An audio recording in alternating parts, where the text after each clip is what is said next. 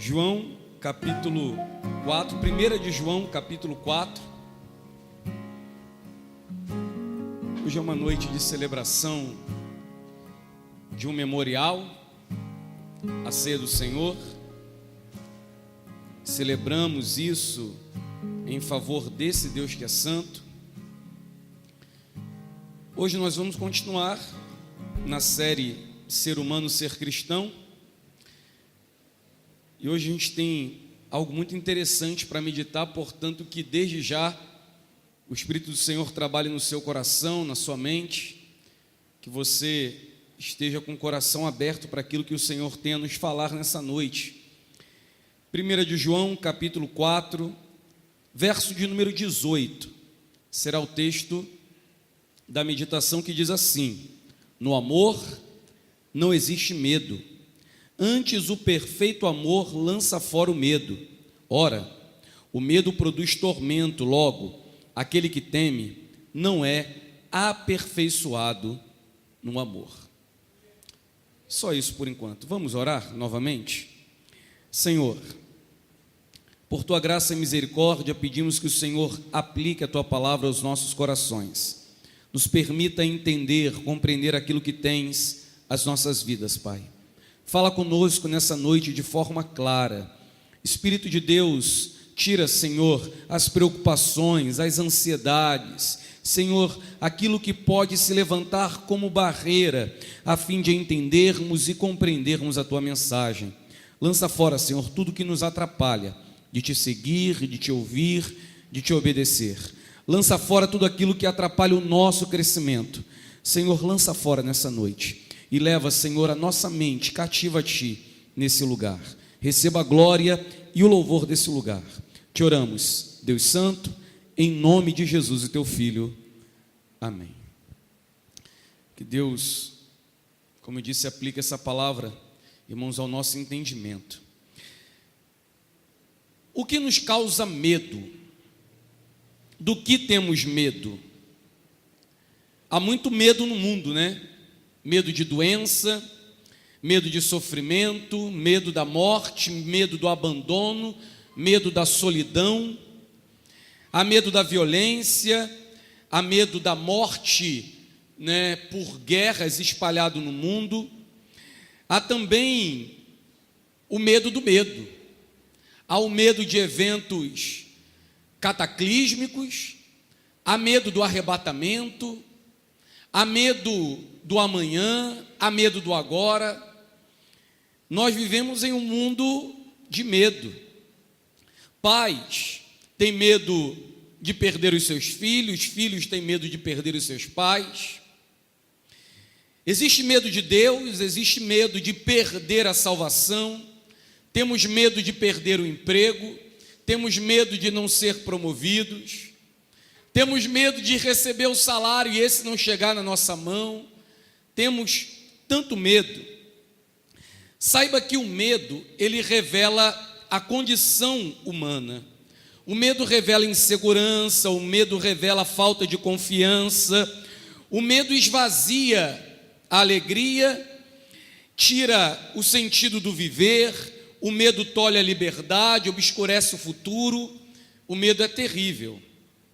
É inevitável, ao falar de medo, que nos reportemos ao Éden, já que desde o início temos falado dessa ideia do ser humano a partir do Éden. E não sei se você lembra, quando falamos da queda, uma das primeiras consequências pós-queda é o medo. Adão e Eva estavam no paraíso e não tinham vergonha de nada, estavam nus e se apresentavam assim diante de Deus.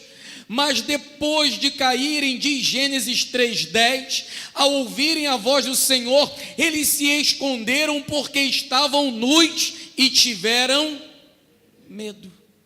Que coisa! Logo de cara vem o medo.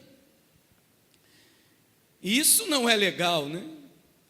O medo é evidenciado desde a queda. O medo não é um sentimento do nosso século, não é um tormento da geração do século 21. O medo existe desde a queda.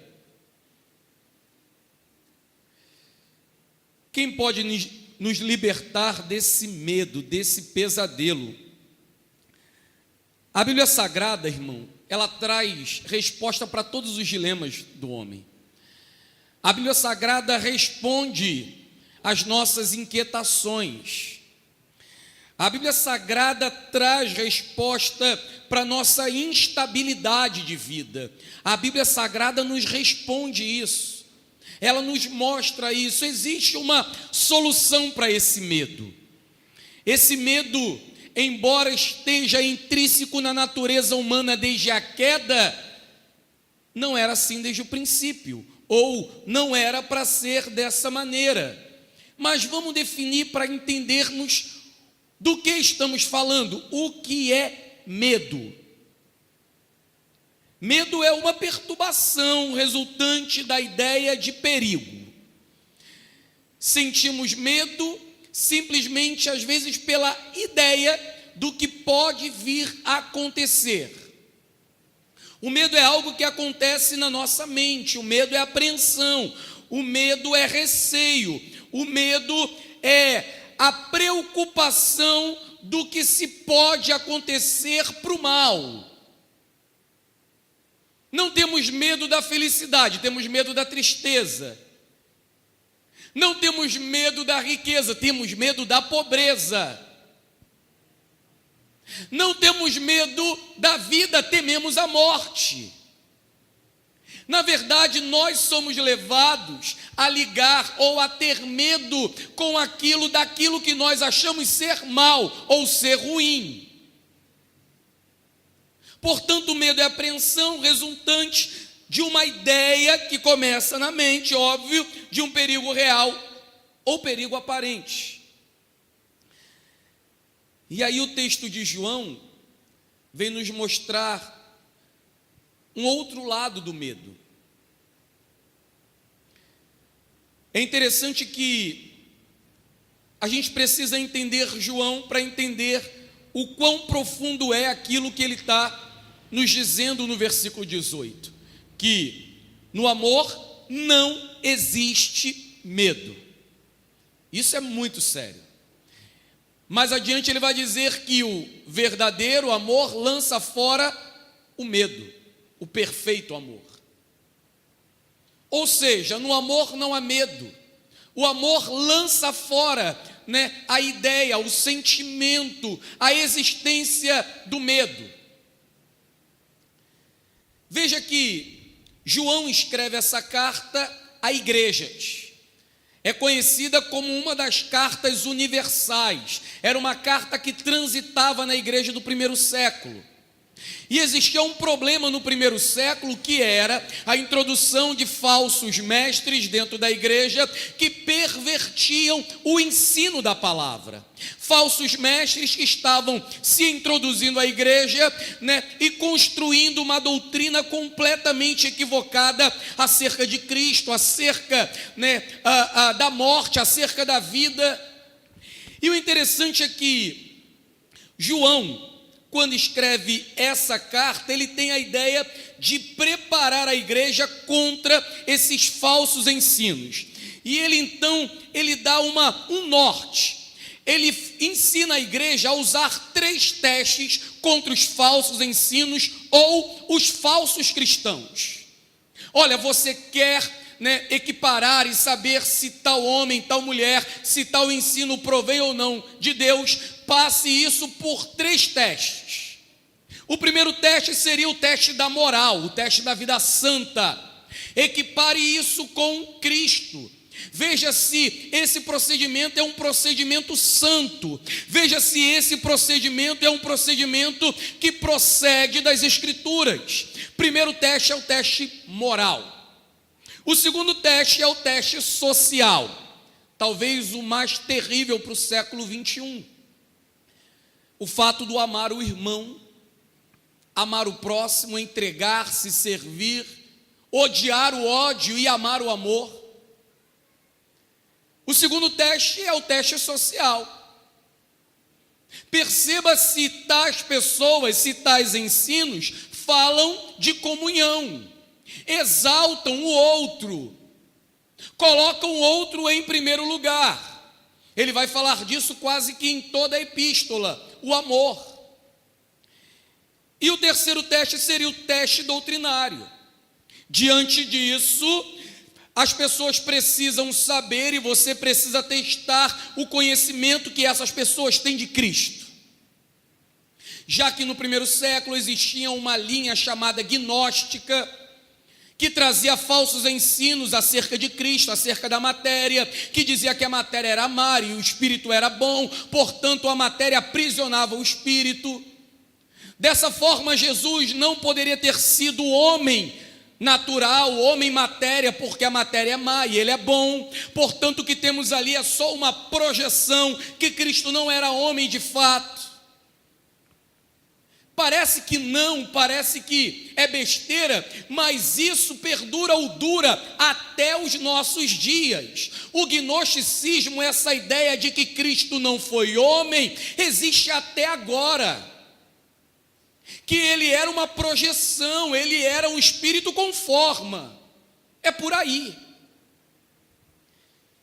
Então João vai dizer, olha, passe isso pelo crivo da moral social e doutrinário. Daí vocês saberão se a pessoa que está do outro lado ensinando, se o ensino e se a pessoa provém ou não de Deus. É mais ou menos assim, olha, se o indivíduo chegar aqui, falar que ama a Deus e odeia o irmão, ele não está passando no crivo social. Ninguém pode amar a Deus que não vê sem primeiro amar o irmão. Amar a Deus que não vê sem amar o irmão que vê. João vai dizer isso. E é exatamente essa fundamentação na doutrina, na palavra, que vai trazer o entendimento adequado para que coisas sejam rompidas da vida do ser humano. É exatamente o entendimento, por exemplo, quanto à moral e à vida santa, e de que Deus é santo, e de que nele não há imperfeição, e de que em Deus não habita mal, e de que Deus não tolera pecado, que nós vamos comparar a nossa vida diante dele. É exatamente o entendimento da santidade de Deus que passa a revelar quem nós somos. Se Deus é totalmente bom e não pode ver o mal, Ele é perdoador, misericordioso, eu posso, como homem, querer viver contrário disso e dizer que sou santo? Deus é totalmente santo e perdoa o pecador. Eu quero me julgar santo, mas não perdoo outro, então eu sou santo? Portanto, João vem exatamente dar essa base, esse norte para a igreja seguir o evangelho sem medo. Então o que ele vem nos mostrar no capítulo 4, no verso de número 18? João trata de algo que faz parte da natureza humana, o medo. E na verdade o medo aqui seria o medo do juízo, o medo do fim, o medo do porvir. Já que o pecador, aquele que vive deliberadamente em pecado, e viver deliberadamente é viver na prática, é ter prazer no ato do pecado, é se relacionar como que se o pecado não fosse pecado, tratando o pecado com naturalidade. Esse tal está diante de um problema, do juízo de Deus. Deus julgará o pecador, Deus julgará o ímpio. E o ímpio tem que ter medo disso. E quando ele vem então no verso 18 falar desse lançar fora o medo, ele está falando que aquele que vive em amor não tem medo de Deus, não tem medo do juízo, não tem medo do porvir. E por que não tem? Não é porque esse tal é confiante, não é porque esse tal, né, ele tem uma autoconfiança, é porque ele é muito bom e tem certeza. Não, tem a ver com o amor. Mas esse medo tratado por João não é o medo que está restrito apenas à ira vindoura de Deus, ao juízo final. O medo se manifesta em todas as relações do homem.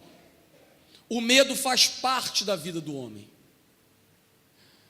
Agora, é importante a gente entender isso, irmão. O medo é um estágio de insegurança mental.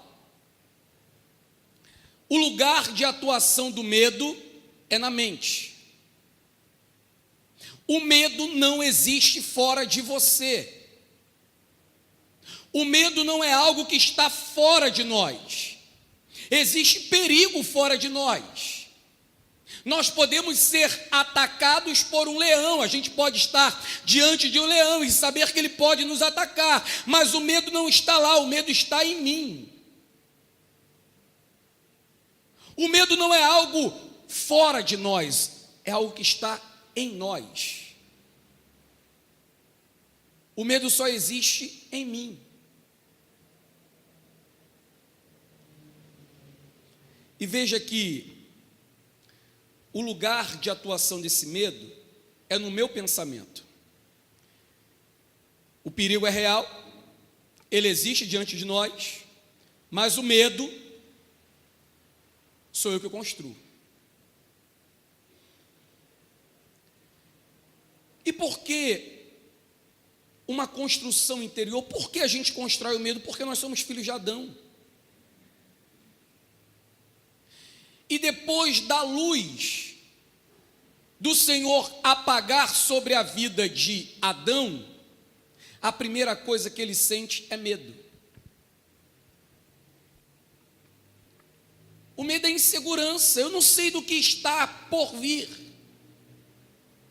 Veja que o pensamento é todas as tardes, o Senhor se apresentava no jardim e Adão não tinha medo do seu Criador, muito pelo contrário, existia alegria, contentamento, satisfação naquele encontro. Pós-pecado ele não sabe o que virá, ele já não pensa que tudo será igual. Ele já não pensa em satisfação, ele já não pensa em alegria, ele já não pensa em contentamento, agora ele tem medo. Falta confiança do que há de vir. É algo que ele constrói. O medo é um estado de desconformidade. Sentimos medo porque não estamos conformados com Deus. O medo é algo que nos desconforma, ou melhor, nos tira da forma que deveríamos estar, viver. Nós vivemos contrário a isso. O ser humano vive preocupado e ansioso pelo futuro, porque ele não descansa. Se você olhar para as Escrituras, irmãos, o tempo inteiro, Jesus, com os seus discípulos, ensina-os a não ter medo. A tirarem os olhos daqui e colocarem os olhos no Senhor.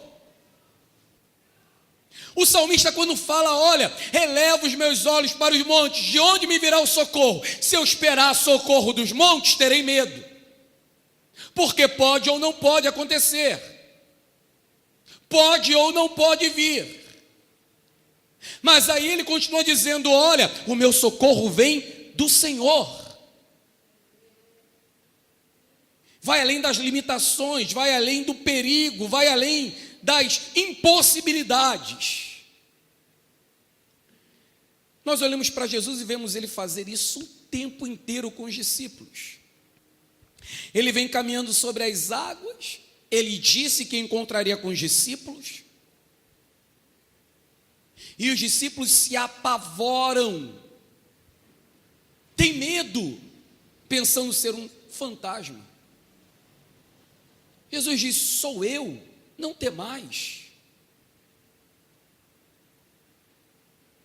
Quando Jesus encontra os discípulos pós-ressurreto, os discípulos temem. E todas as vezes que ele se apresenta, ele traz o contrário do medo, que é a paz.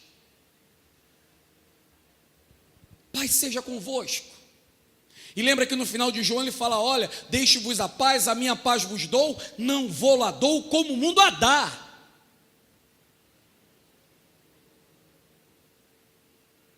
Paulo vai dizer que essa é uma paz que excede todo o entendimento. É uma paz que guarda os nossos corações do medo, da insegurança. O medo tende a fazer parte da nossa vida, e diariamente, mas não era para ser assim. Essa preocupação e ansiedade de medo abatem a alegria, tiram o sentido da vida,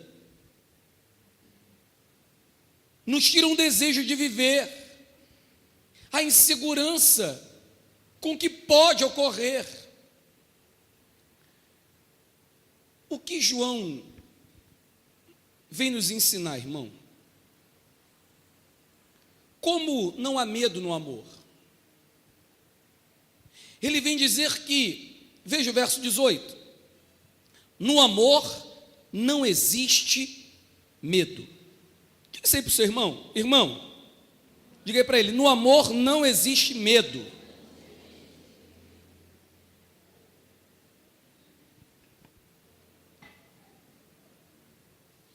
Que coisa, irmão.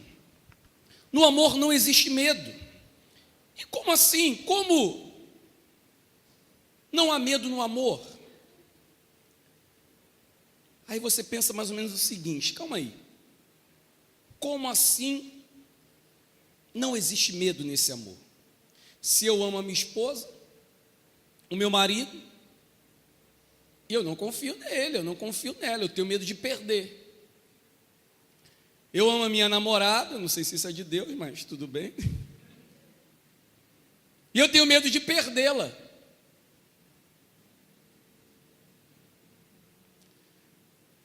Se é amor, não deveria ter medo. A gente deve fugir de um erro que nós sempre cometemos, de reduzir Deus aos nossos sentimentos, de reduzir a dimensão dos atributos de Deus a nós. E porque nós somos assim, nós achamos que Deus o é. Nós deveríamos, equiparar ou ver a nossa vida a partir da de Deus, mas nós queremos ver a de Deus a partir da nossa. E isso é importante porque o texto em seu todo fala de amor. Desde o início João vem falando de amor. Na verdade é conhecida como a carta do amor, como Filipenses é conhecida como a carta da alegria. Embora que ouvir João falar de amor não é nada romântico, né? Não é esse amor romântico que a gente espera. João é bem claro, ou é ou não é, ou pertence ou não pertence, ou tem ou não tem meio termo. Quando ele diz amor, ele está fazendo referência ao que ele vem falando já há um tempo. O versículo de número 8 diz assim, aquele que não ama não conhece a Deus, pois Deus é amor. E essa não é a primeira vez que ele fala de que Deus é amor. E veja que isso é interessante para nós entendermos que amor é esse que lança fora o medo. Quando João fala que Deus é amor, ele está revelando um atributo comunicável de Deus. Deus comunica esse atributo, ele comunica isso que ele tem. Na verdade, o que ele é, ele não tem. João não está dizendo que o amor é parte separada de Deus, que Deus pode possuir ou não possuir. Ele está dizendo que Deus é amor. Isso quer dizer que isso é essência, está na essência de Deus, é inseparável de Deus. E é nisso que Deus é completamente diferente de nós, porque o amor não é um sentimento que pertença a Ele. O amor não é um sentimento que existe em parte. O amor em Deus não é um sentimento como é o nosso. Você, mulher, fala que ama o seu marido, você, marido, diz que ama a sua esposa, mas se ele lhe ofende, se ela lhe ofende, esse amor não será manifestado. Você diz: amo, mas estou zangado. Amo, mas estou irada. Na verdade, se estiverem iradas, se perguntar: amo? Sei não. Tinha que ter vergonha na cara de perguntar isso. Normalmente nós somos assim. Porque o amor tem muito a ver com aquilo que sentimos. E aquilo que sentimos não é simplesmente o que sentimos em nós, porque o que está ao nosso redor tende a influenciar o que a gente sente. Portanto, quando somos ofendidos, esse amor pode estar maior ou menor. A manifestação desse amor pode ser clara ou obscura. Esse amor pode ser substituído por raiva, por ira, por ódio em nós. João não está dizendo: ó, Deus sente amor. Ele está falando: Deus é amor. Deus é em essência amor. Ele é. E o que isso quer dizer? Quer dizer que Ele é completamente diferente de nós. Nenhum evento exterior a Deus influencia o que Ele sente por nós, ou o que Ele é. Deus não é mais ou menos amor. Deus não ama mais ou menos. É exatamente aquilo que falamos muitas vezes aqui. Nada do que eu e você façamos pode aumentar o amor de Deus, assim como nada do que façamos possa diminuir o amor de Deus. Aquele ensino de pai, né? Olha, meu filho, isso que você está fazendo está entristecendo Deus, e você saiba que Deus, olha, está te amando menos. Mentira.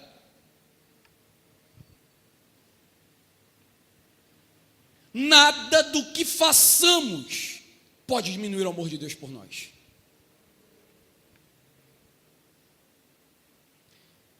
E a Escritura diz que esse amor constrange, porque como esse Deus pode me amar tanto, e eu posso continuar vivendo assim, tão distante desse amor? O amor está na essência de Deus, irmão. No versículo 16, antes do 18, ele vai dizer assim: Deus é amor. Aquele que permanece no amor, permanece em Deus, e Deus nele.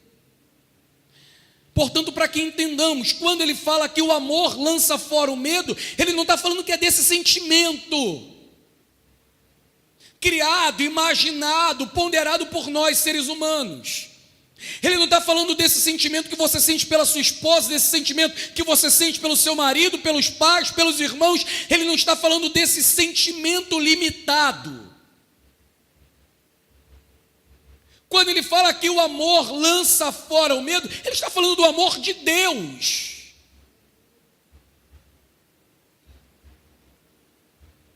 Que a Escritura diz que foi derramado por Cristo Jesus em nosso coração. Portanto, ele está falando que Deus, sim, Deus lança fora o medo. Em Deus não há medo.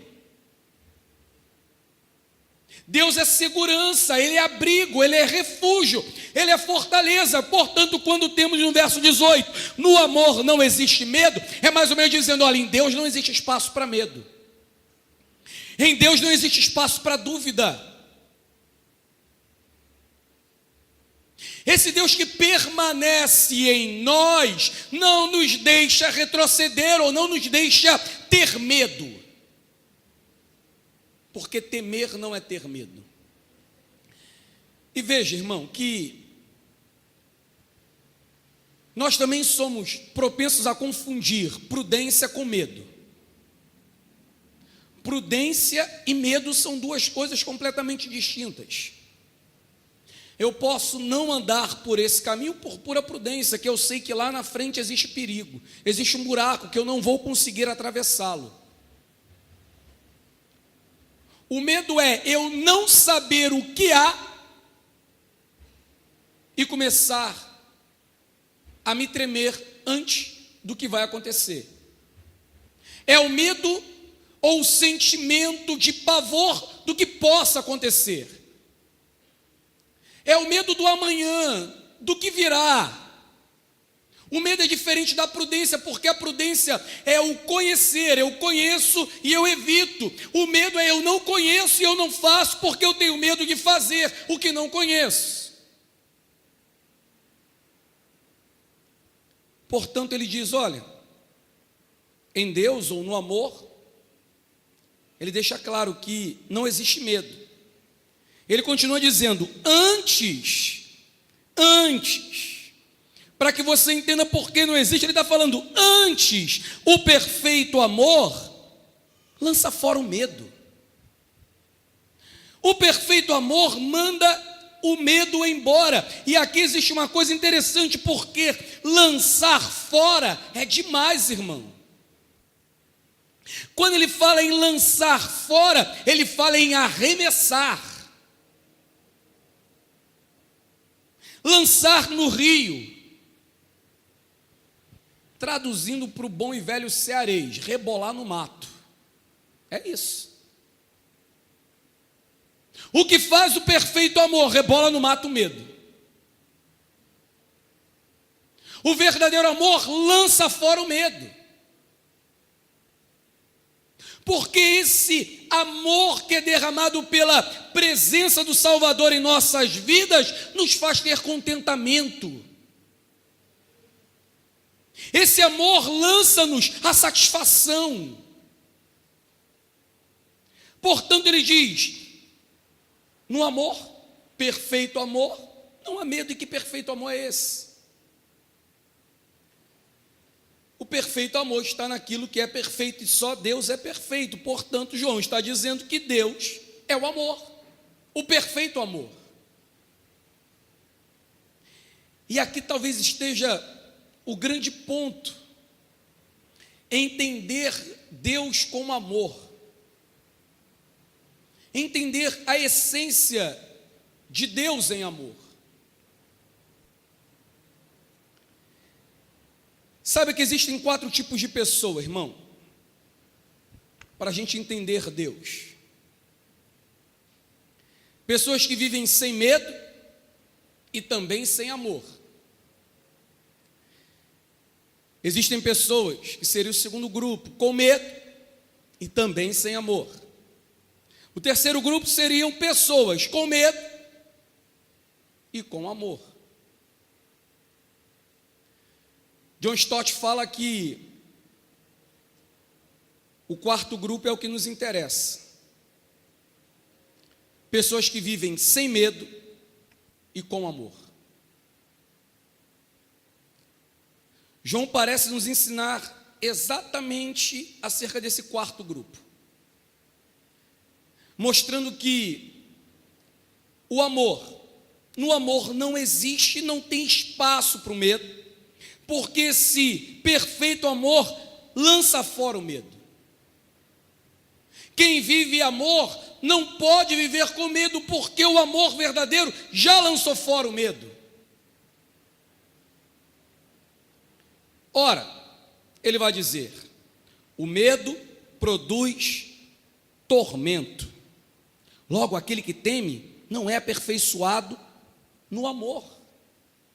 O medo causa tormento. O medo causa tribulação. O medo causa inveja, o medo causa ciúme. O medo causa confusão, o medo de estar errado,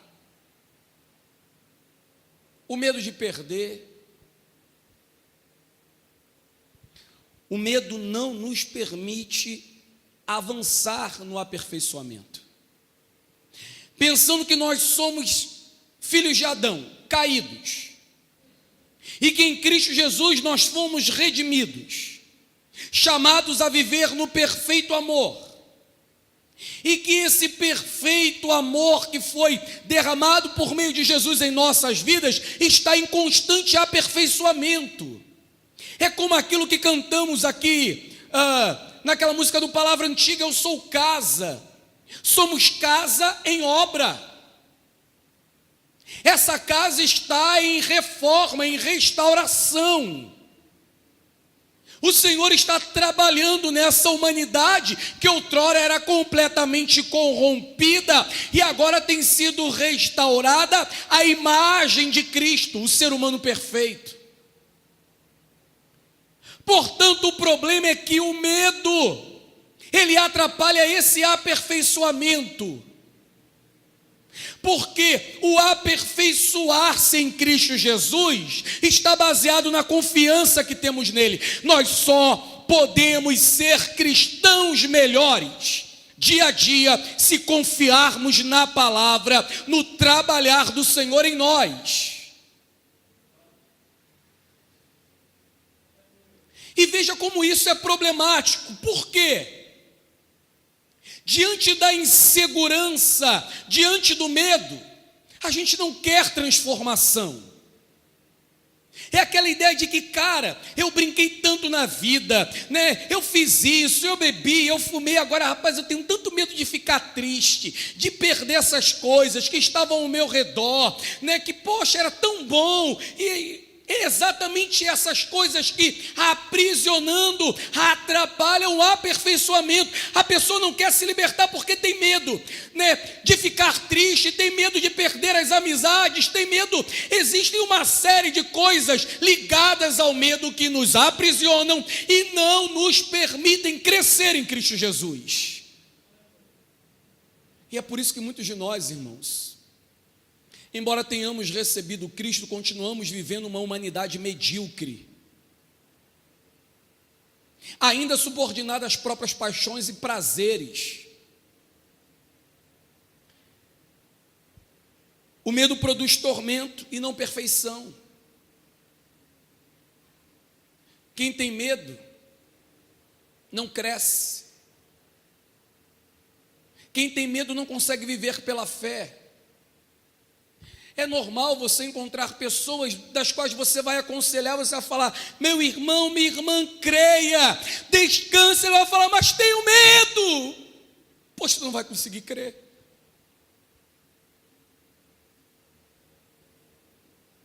E se você me perguntasse, pastor, mas essa pessoa que está assim, com medo e que ela não consegue, o que ela precisava fazer? Ela precisa nascer de novo, irmão.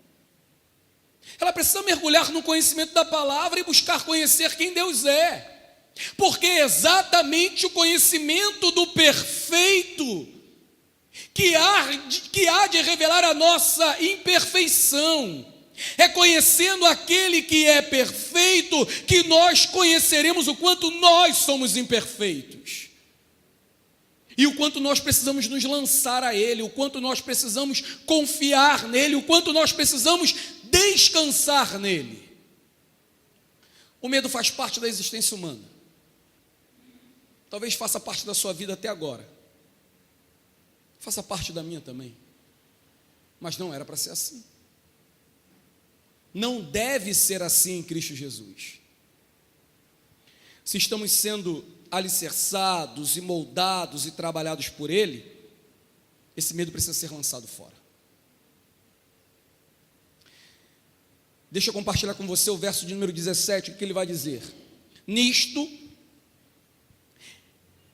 é em nós aperfeiçoado o amor, para que no dia do juízo mantenhamos confiança, pois, segundo ele é, fazendo referência a Cristo, também nós somos neste mundo. Nisto é aperfeiçoado o amor. No que é aperfeiçoado o amor? O verso 16 vai dizer: quando permanecemos nele. O amor é aperfeiçoado na permanência, na presença de Deus.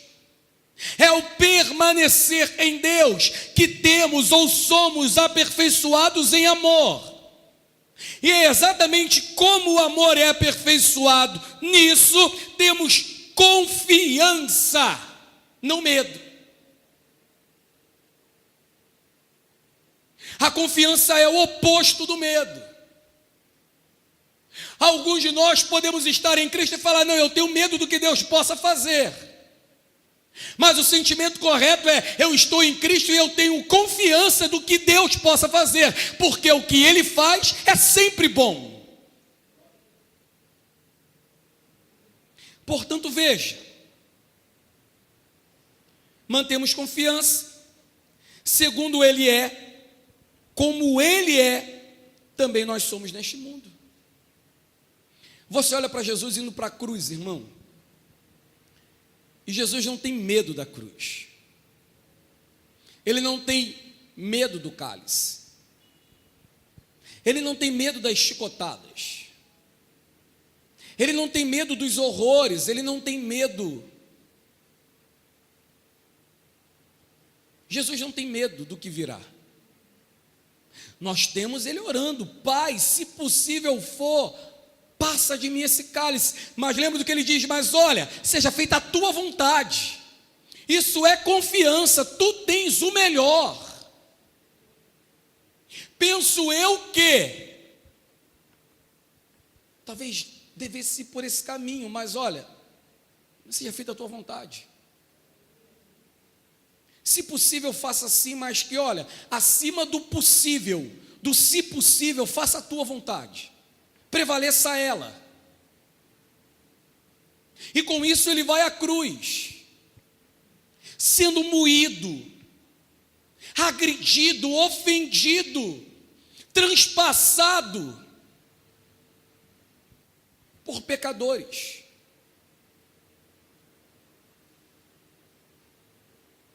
Sendo culpado sem culpa, sendo julgado sendo santo, perfeito, sem medo.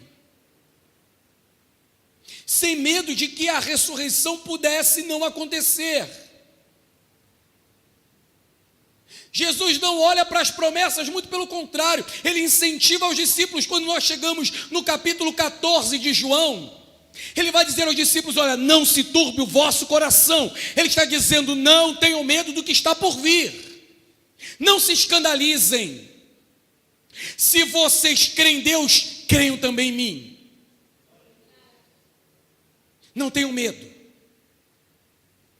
No mesmo texto, a gente tem aquela conversa do sentimento e do que virá.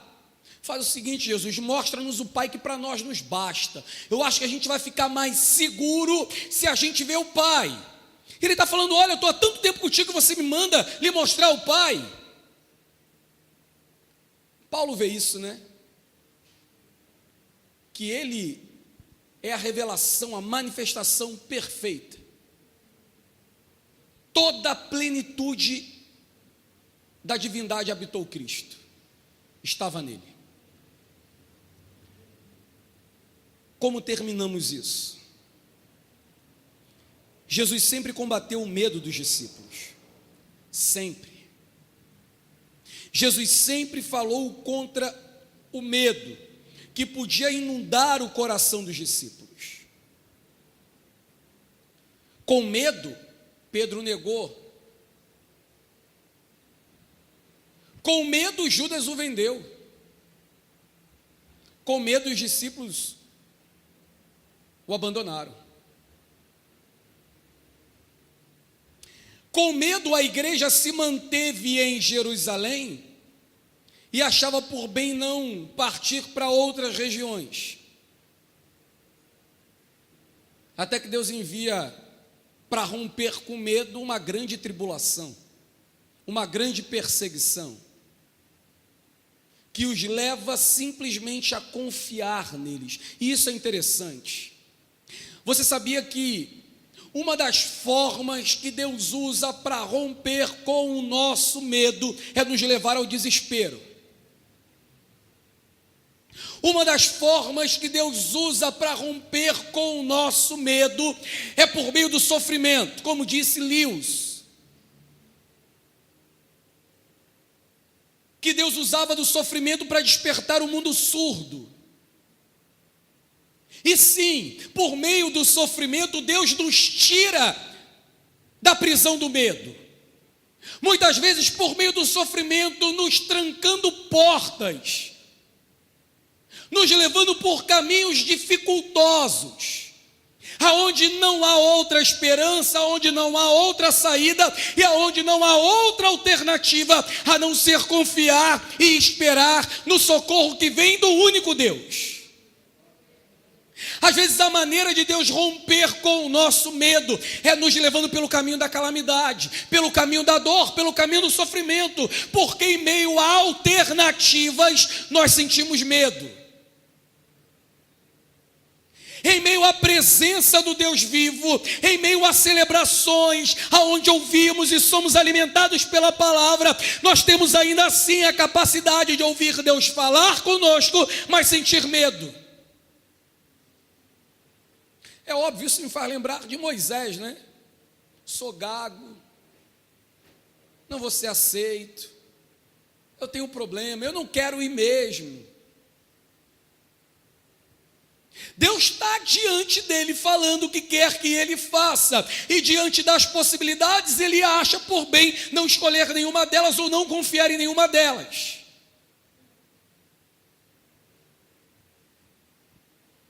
E Deus às vezes precisa usar de meios que nós não explicamos, que nós não compreendemos. O medo não deveria fazer parte da nossa natureza, irmão, já que nós temos sido redimidos, transformados a cada dia. O medo não deveria fazer parte da nossa história. Talvez a palavra medo não deveria nem existir no nosso dicionário. Nós deveríamos simplesmente confiar e a cada dia se deixar ser aperfeiçoado por Deus. Só isso. Chama o Anderson e eu concluo dizendo, irmão, o que temos nesse texto é algo muito sério, muito profundo. Se Cristo Jesus veio ao mundo reestabelecer o homem no seu estado primário, levando a crer sem duvidar, sem medo, estamos nós aqui diante dele com medo. Com medo da violência, com medo da criminalidade, com medo das pessoas.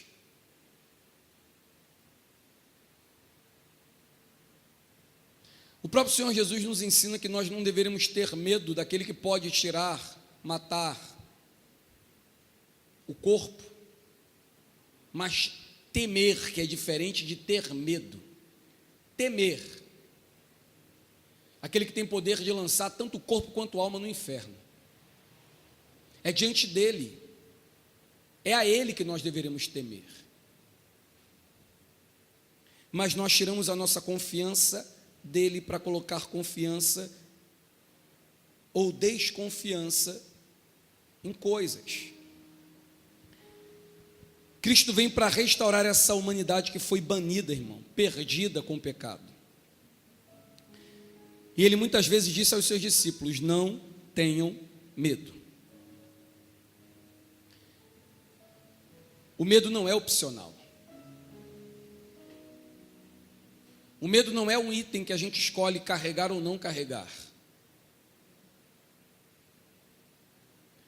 O medo talvez seja como o perdão. Eu acho que você sabe disso, né?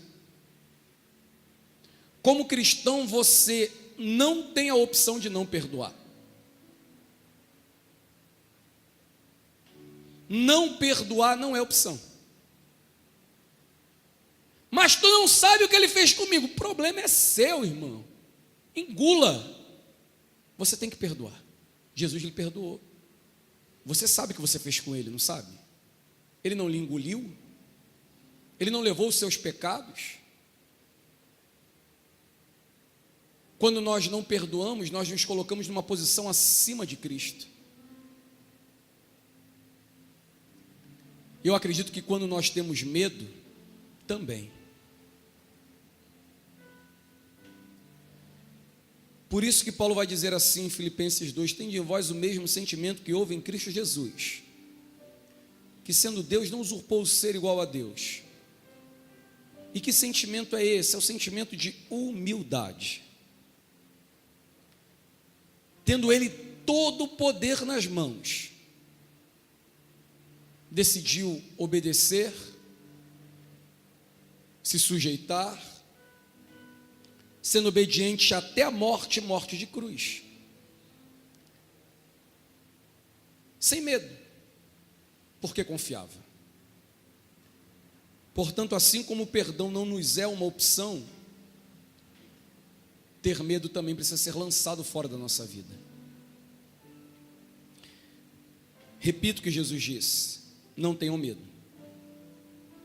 E o que o apóstolo João parece que aprendeu muito bem: onde há amor não existe medo. Antes, o perfeito amor lança fora o medo. Aonde Deus está, e se Ele está em nossas vidas, e se Ele habita em nós, esse medo precisa ser lançado fora, irmão. Se Ele habita em nós, esse medo precisa ser lançado, rebolado fora. Sem medo, em amor.